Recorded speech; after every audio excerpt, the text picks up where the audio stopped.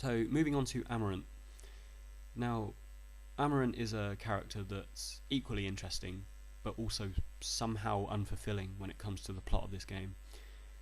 I think the reason is that he was introduced relatively late, so that his narrative arc is quite small and it's quite two-dimensional, and just it's unfortunate he just doesn't have much time to shine in this game at all. I think this is probably best noted by the fact that he's the only permanent party member that we don't get to control on the field screen at some point. So despite this being a very ensemble and equal game, he's probably one of the more expendable cast members that we have here.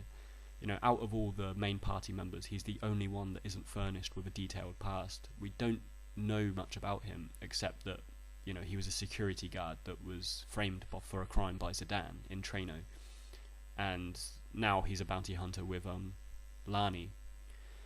So I appreciate that Square has a penchant for mysterious characters, but unlike others such as Orin or Vincent Valentine, where there's an actual payoff, or we can use subquests to discover their past, nothing much is offered with Amarant, and this probably contributes to why he falls short of expectation.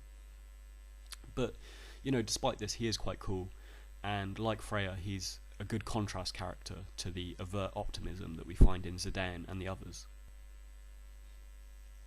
Amarant's introductory title states, "Arrogance.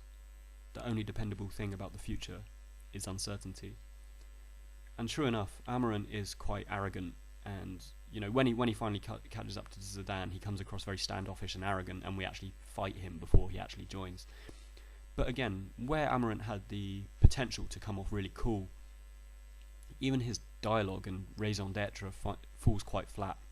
He opts to join the party and follow Zidane because he's curious about him and about the way he approaches things, which is quite dry in my opinion, and I honestly would have found it more viable for this character if he'd opted to join the party because he's a nihilist and just has nothing better to do, which is essentially how Amarant comes across anyway.